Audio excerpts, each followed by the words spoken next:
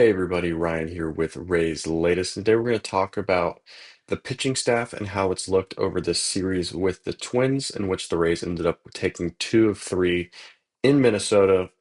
The game on Friday and Saturday looked a little chilly. There was there was snow flurries in the air. It did not look like a great time to be playing baseball, in my opinion. Being from the South, being from Florida, playing in the cold is the worst, especially on the body and especially when you're used to playing in a 75-degree insulated dome every game or for 81 games. It's not ideal, but the Rays handled business well up there. First game lost 10-4.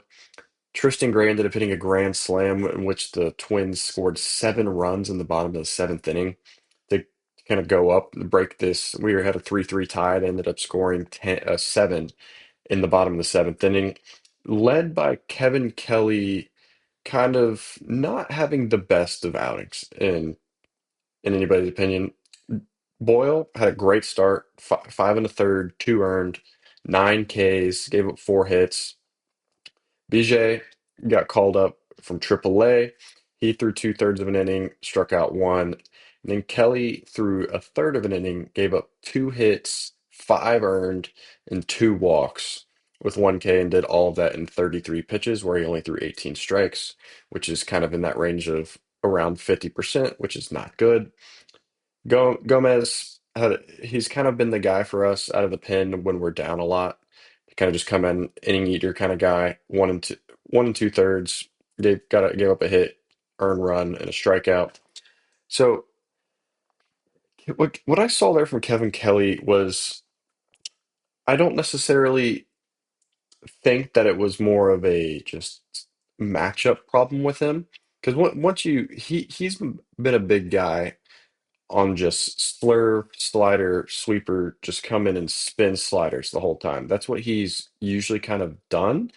And I think at the beginning of his career, I think he had a lot more success with that, obviously. But over the past couple of years, I do think he has struggled a little bit more with that. And so I'm curious to kind of see if it's just that the teams are kind of just getting around on him a little more and are getting more used to his stuff and kind of just his scouting report is kind of just aged over time. So I'm curious if that's a problem with it, but it was a bad outing from him. So I am curious to kind of see how he can bounce back and kind of improve on that outing, but it was not good and it was not a good look for him. And so I hope he can kind of come back and be better in his next outing. And then the Saturday game, we ended up winning 7-1. Steven Matz had another great outing, 6 innings, 2 hits, 1 earned, 8 Ks. Stolzer, 2 innings, 1 hit, 3 Ks. Engler, 1 inning, 1 K. Kind of closed it out there at the end. I really liked what I've seen from Matz to start the season. He did struggle a little bit in game one that he pitched. I want to say it was like around 5 earned that he had given up in that. I think it was that the second outing against the Cardinals.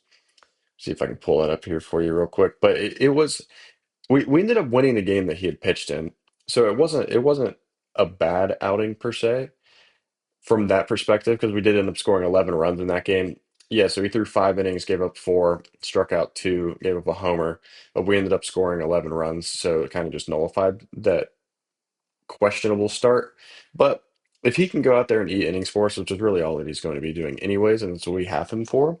Granted, we want him to be good, but him just being in the rotation to kind of split up the McClanahan, Rasmussen, Pepio once they are full go. I think that him just being able to go and eat 5 and 6 innings on those in between days is all we need from him. If he gives up four, our offense, I believe, is good enough to score 4 or more runs. So I don't think that that's a big issue there. And then the game today, we ended up winning 4-1 in the 10th inning. Caminera hit a homer. Palacios homered. It was a good game. It was a good game. Bullpen was great, and Nick Martinez once again was fantastic. He brings his season ERA down to a 2.25. He threw 6 innings, gave up 1 hit, that 1 hit being a homer, 1 walk at 4 Ks, and he only threw 81 pitches. He's That's as good as you're going to get, in my opinion. And Griffin Jacks had a good bounce back outing from what we saw in Milwaukee through 2 innings, gave up 2 hits and a walk. No strikeouts though, and the strike numbers were a little down. He was 30 strikes, 30 pitches, 16 strikes. So right at like that 53% range. So not good there, but he ended up only walking one over 2 innings. So he was able to work around his command issues there. Baker, 1 inning, 2 Ks, and then Kevin Kelly came in and got the save today. 1 inning, 1 K. Good to see a bounce back from him there from what we saw on Friday night.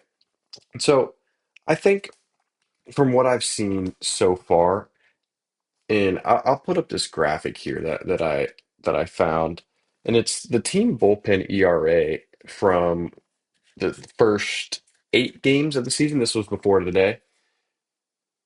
Obviously, you see down there at the very bottom, there's the Tampa Bay logo and a big TB, and there's a 10.48 next to it.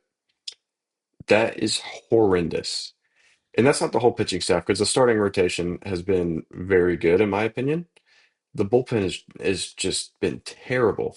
And it's not things that kind of you can look at it and you're just getting nitpicked here and there and it kind of it's no, it's just like one great start. Rasmussen has a good start.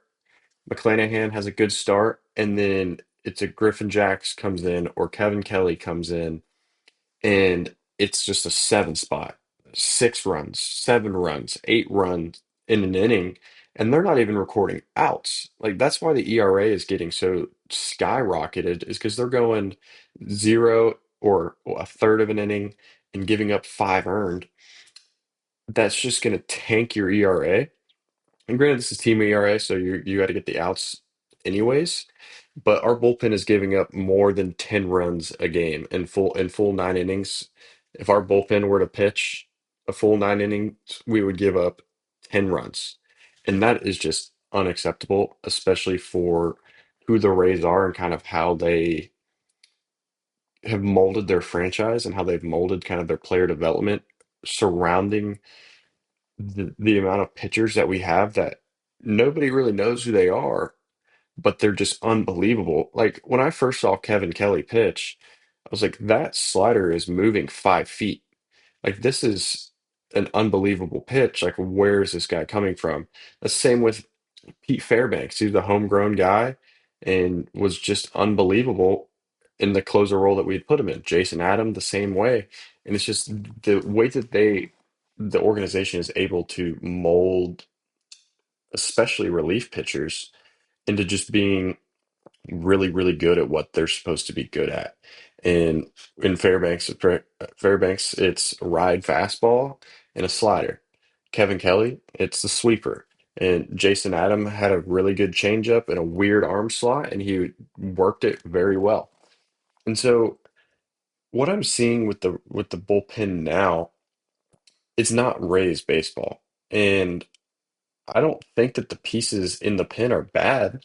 You have Clevenger, you have Griffin Jacks. You said it when he comes back and he's healthy. You have Kevin Kelly, you have Sulcer, you have BJ now, who I'm really excited about because his stuff is off the charts.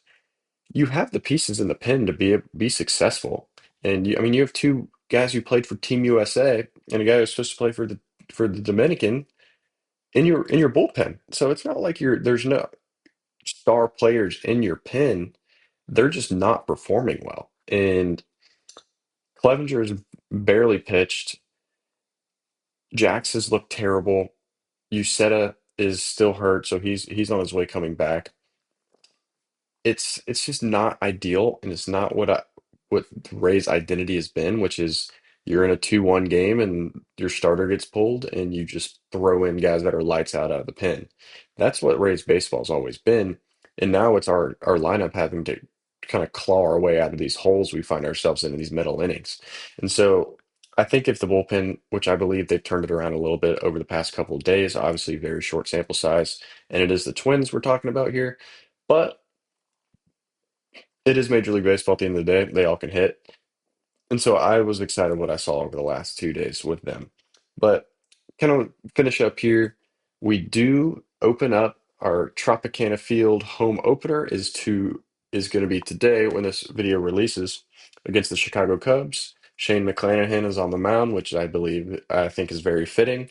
I think him getting that first start back at the Trop is going to be great. It's supposed to be a sold out crowd.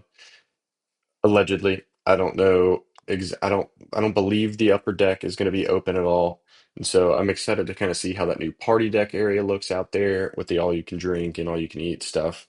And apparently standing room tickets are running about $100, 80 to $100 now. So for a race perspective, that's pretty expensive. So I'm excited to kind of see how we perform back at the Trop. I'm curious to see what kind of the welcome video is going to be back and looking like. I think it's going to be great, and I'm really excited to see it. And I will definitely be tuning into that. So I am excited for that. I hope Shane McClanahan has another great outing, and I hope that I've seen the Cubs are struggling a little bit.